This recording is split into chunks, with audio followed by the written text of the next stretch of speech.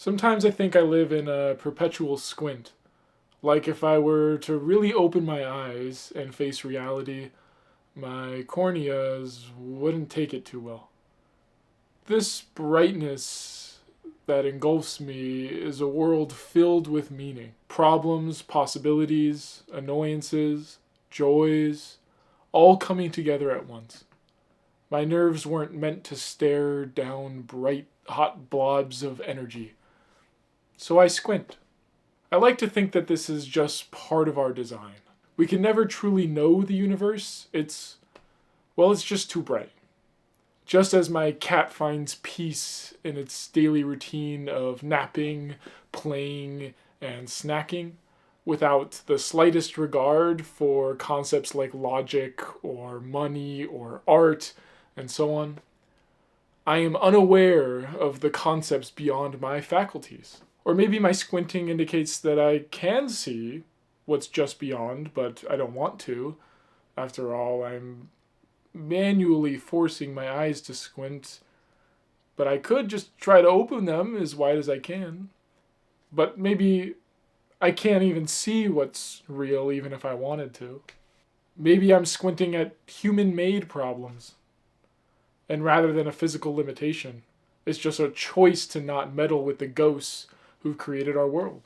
I recently went to a comedy show, and one of the performers was a professor who taught climate science to her students. She said she's continually asked by people, well, what do you make of all of the folks who don't believe in climate change? Her eventual punchline was, well, she stopped believing in people altogether. I've been thinking about this for the past couple weeks. I believe that one of the major problems with the theory and, reality of climate change is that it's fundamentally odd to understand. Not because it's theoretically difficult to grasp the mechanics of the whole thing. It's not. It made perfect sense to me in 6th grade. But because the whole thing just feels a bit like humans trying to stare straight into the sun.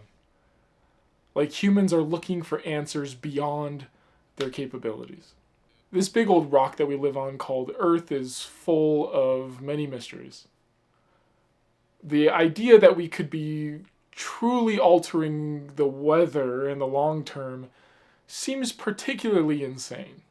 I think of the hubris I would assign to someone if I lived 1,000 years ago and they thought they knew the inner workings of nature. If they thought that human actions could influence the divine in such a profound way. Our most immediate ancestors have been wandering this big old planet for around 50,000 years and were the greatest winners of some global warming, notably the Holocene. Starting about 12,000 years ago, a mass glacial retreat provided the fertile, temperate grounds for human expansion. We were able to travel to regions of the Earth that were previously unattainable. It is somewhat ironic that climate change then is the sort of hill that we have flourished and will eventually die on. Although, obviously, the causes are much different. I also find it somewhat funny to think about that maybe our resistance to the concept of climate change is like a deep-seated evolutionary little notch in our brains. When I feel the intense summer sun, do I get a thousands of years old itch of coming away from an ice age? There's no scientific backing for that I've seen at least, but it's interesting to think about. On May 4th of this year, a group of Yale researchers put out an opinion map on climate issues.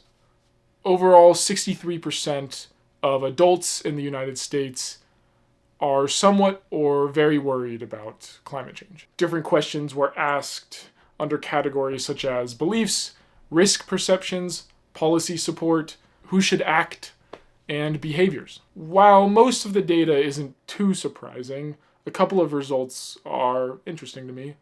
First, 53% of Americans think that global warming is affecting other people in the country, but only 47% reported that they felt impacted. This mismatch isn't a whole lot, but for many Americans, the idea of climate change feels scarier than the real thing. Assuming we can even know the real thing as we continue to squint at the problem. Secondly, 66% of Americans think that the country should be run fully on clean energy by 2050, but a whopping 75% think that global warming should be taught in schools. Again, the fantasy of solving climate change, or the idea of climate change, is much more powerful than actually preventing the disastrous outcomes of it. Seems a little strange. Lastly, 65% of Americans rarely talk about climate change to friends and family, and 81% of the country only hears about climate in the news or on social media posts and so on once a month or less. Reading these last couple of statistics reminded me of a common adage I learned when I was growing up, that one shouldn't bring up politics or religion in debates or around polite company, because the conversation can get ugly pretty quickly.